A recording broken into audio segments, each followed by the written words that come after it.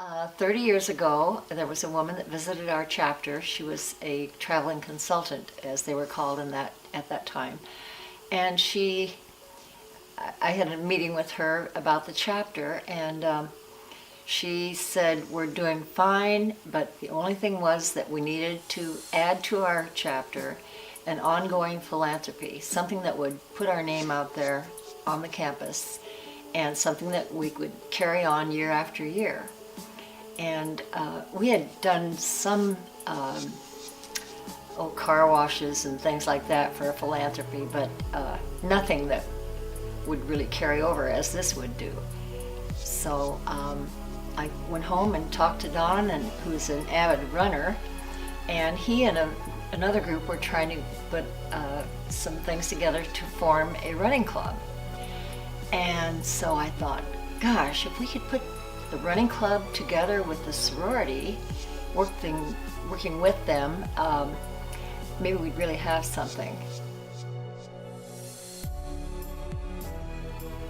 So that's what we did. That's how it all got its start. One of the reasons that we did put the two groups together was that I knew very well that I myself and the women here would not know enough about running and putting a race together, but I knew that these guys would be able to take care of that, and that's exactly why it works. They put the race together. You know, runners are very careful about how long it is. Is it long enough, and is it, does it run through all the things that good runs do? And I knew they would handle that, and that's exactly what happened. The idea for the race and how to maybe do something a little bit different with the race really emanated from a road race that I had run over in Lakeview, Iowa. And it was a summertime race, and after the race completed, the local, I think it was the JC, served an omelet breakfast.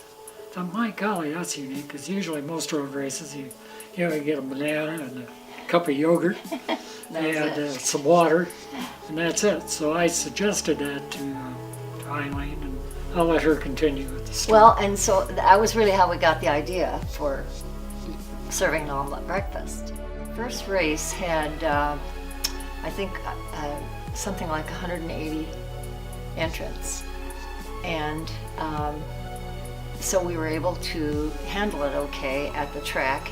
The breakfast was served in a shed that was part of the equipment for the handling. Iowa State track team, yes. Right. Seriously, we set up 3 lunch tables in a U shape and stood behind. We had 6 girls standing behind the tables making the omelet breakfast, but it was enough for 180 participants. But soon, a few years after that, we had to move. It just was not working. So we moved to another spot on the Iowa State campus at the gym. State gym. The old state gym. And it was in the lower level, and it was okay. It was much better than being outside because it was all enclosed, but there were no seating tables or chairs or bleachers. I think they did sit on those to have their breakfast, but it was much better than being in the shed. And so after a while, they started doing some renovations, and we had to leave that place. So we went to Welch Junior High, which was probably about a mile from the track, the Iowa State track where the race finished, and used that for a number of years. It was a gymnasium, and also not the best, but it was much better than we had. And soon they were building a new building, and we had to vacate that one. And timing worked out so that eventually we got to the new building, the new Ames Middle School, and that is where we are now. And it's absolutely perfect. It's just the best that we could have. I think the biggest impact that Run for the Roses has made upon myself is being able to help those in my family. My great-grandmother and my grandmother both suffer from arthritis, and it's just great to be able to give back to something that can give back to my family members too. Run for the Roses has gotten more interactive with the sorority house. The sorority has embraced it. At first, when you first start, maybe they don't embrace it so much. But as time goes on, and the benefit is for the benefit of the AO Pi house, which is arthritis, and the benefit keeps getting bigger and bigger. And so that, I think, allowed the sorority to take more ownership with it. And I think Eileen had a lot to do with that, if you want to be honest about it. As usual, when you start something new, there's a lot of things that you have to learn for the first time. And we did that. We did a lot of learning from stuff, and we tried to get as many things for the race without cost as possible. Working with the AO Pi chapter here over the years, it's really changed a lot. In recent years, well, the Ames Area Running Club kind of provides the continuity, and the women of AO Pi provide the energy, I guess you would say, because we're all pretty old anyway. But the main race directors and the committee chairs from AO Pi every year seem to step up even more in terms of the amount they contribute to the organization of the event. And it's now more their event than the running club. I think originally it was more the running club and they helped, and now it's more the AO Pi's, and the running club provides the continuity in the equation. And our first year, though, was, we really worked hard on getting the word out and everything. And we did decide, okay, we're going to give away a t-shirt. Those first few years, those are short sleeve t-shirts, not long sleeve. But the idea, because we called it Run for the Roses, was to have a rose for each finisher. Anyway, we really have stayed pretty much with that tradition. A rose, a t-shirt, some door prizes, and so on, ever since then. As far as traditions, part of the tradition is just the number of years that we've been able to successfully hold this race. The amount of money, which people always read, that we've been able to raise to support arthritis research grants.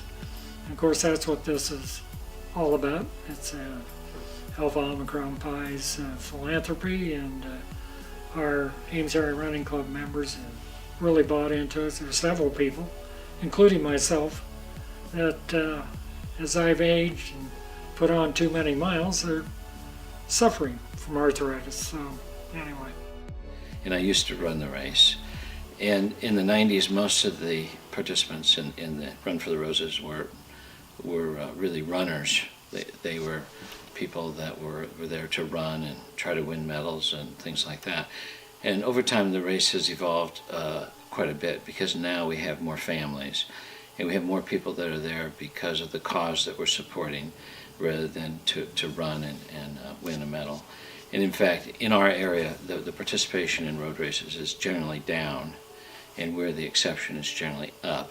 And it's because we're capturing those families and those people that are out to support the Arthritis Foundation and the causes that we're supporting. So that is really good. We're an exception in the area. And I started helping with the organization of the race, again, a little vague, but about 8 years ago.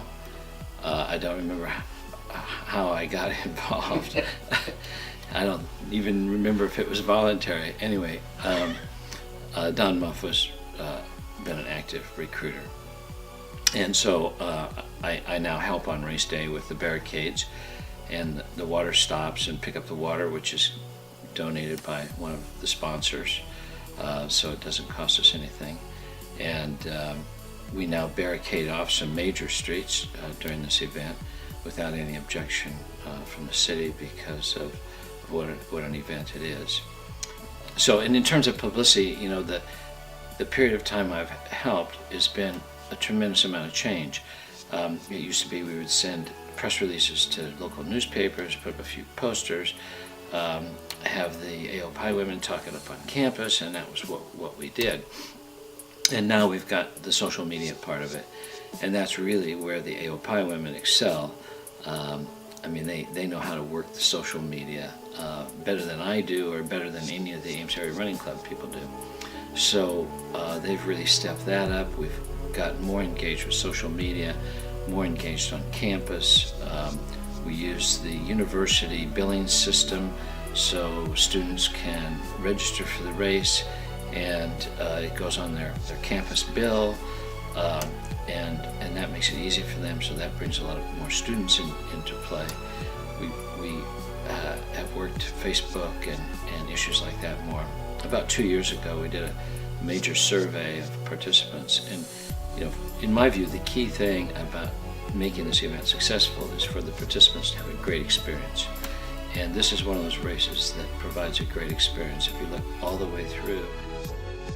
So my freshman year here at Iowa State, my great-grandbag, Sarah Dvorsky, was actually the AOPI Philanthropy Director. So since that time, I sort of always looked to her as someone I wanted to follow in her footsteps. So when I was cheering on the runners for the 5K and 10K race at Run for the Roses, I actually met at the time a new friend, Nicole Graves, who I bonded with immediately, and it was one of a memory I'll never forget. You probably wonder how we can come up with this huge amount of money that we are able to give each year. And one of the reasons, probably the basic reason, is our sponsors. We have a group of probably about 18 people who are either gold, platinum, or rose sponsors, and have been for many of them for many, many years. To be a sponsor, a gold starts at $500 and up, and then we have silver sponsors also for $250 and bronze for $100 or better. So in addition to the sponsors, we also of course have the race entry from each one of the runners, and of course this goes toward our major expenses are t-shirts and probably the school to rent it. And so the combination of the two, we add everything up. There are other expenses also that go into it, but those are the major ones. But whatever we have left after all the bills are paid, food incidentally is probably 95% donated by the merchants. But there are some other odd expenses that we have, printing and so forth.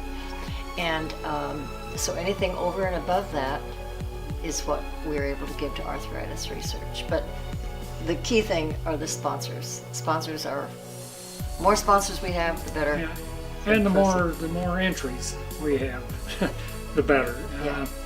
And that's one thing I think you've got a section there you want to address, how we're going to up our numbers and so on and so forth. And one of the keys to that is having more and more and more students registered for this event.